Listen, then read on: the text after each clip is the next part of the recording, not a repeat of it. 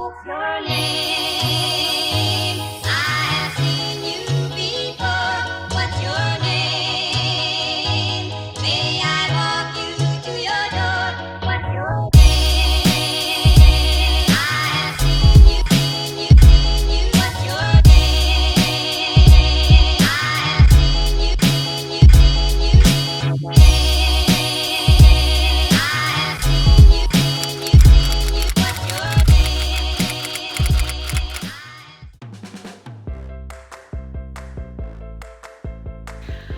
So I finally did it.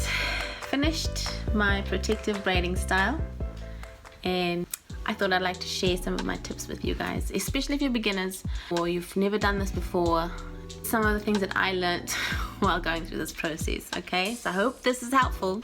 Tip number 1, at least know how to braid before you go into this, because if you can't braid, you can't do a 3-strand braid, this is going to be an absolute nightmare for you, because everything is going to be a learning curve.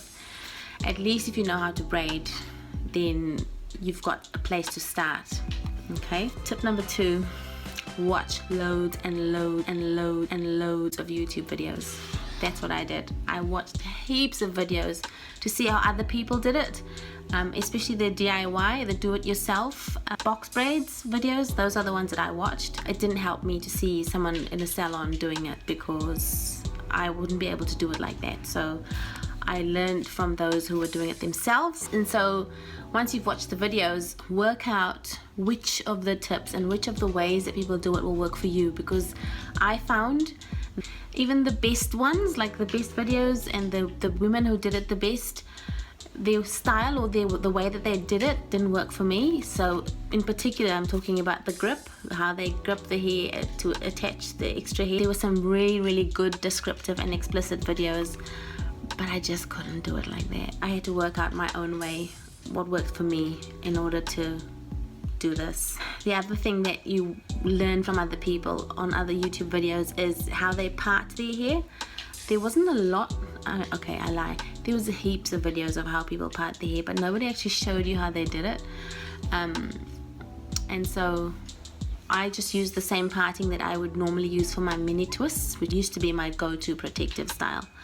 But I wanted to try something different, so I did. Tip number 3, do a practice run. So don't just launch into the thing like from the beginning, because you'll get frustrated.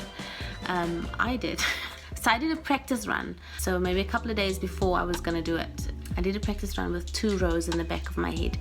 Firstly, to work out how I'm going to grip it, and secondly, to check the parting, because one of the main reasons why I chose braids and with extensions as a protective style this year was because I usually do a mini twist and my hair is really fine, and there's always heaps of space between the braids or the twists, and so I can always see lots and lots of scalp, and I hate that look. I don't know, I'm a little bit obsessed with it.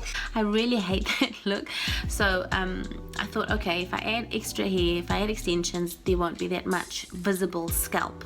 So that's my reason for doing this. And I learned that, you do the bricklaying parts, so you don't do the boxes directly above each other. You have to space them out so that they fit between each other. And the other thing that it's really good for is to give you a feel for how thick your braids are going to be. If you practice with a few braids, or I did with a couple of rows, it gives you a sense of how much hair you're going to need, and you can kind of get the gist of it not too long after.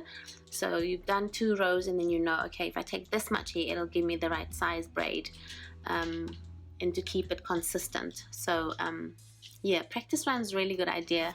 Tip number 4, if it's your first time like me, prepare yourself for the weight of the extensions. I mean, it's not neck breaking heavy, but it's noticeable.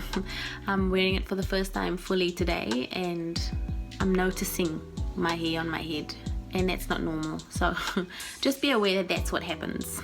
Okay, tip number 5, it's a really messy process, so be prepared to have hair all over the place, okay? I guess depending on the type of hair as well that you buy, I'll show you what I got. The type of hair that you buy will determine how quickly the hair knots, or gets kind of matted very, very quickly. I mean, I wasted a lot of hair when I tried to organize my hair on a rack. So I hung the strips that over there, and then when they fell off, it just went into this big bundled up mess, and I couldn't really, I'll show you. I ended up with this much wasted hair because I couldn't get the knots out. So just be careful, be prepared. It's gonna be messy, and if you organized, like I guess Natural 85 on her video, she's pretty organized. She does a really good job, so maybe try and copy her. Number 6, it takes a long as time to do this. My first session lasted 8 hours. I was determined I was gonna do it all in one go, but I started too late at night because I prepped my hair first, washed and deep conditioned, blow dried my hair, and then by the time I got to the braiding, it was already after 8, I think, at night, and I sat till 5 o'clock the next morning, and by then I just couldn't keep my eyes open anymore. I had at least this much left to go, this side of my head to go, and so I gave up, went to sleep.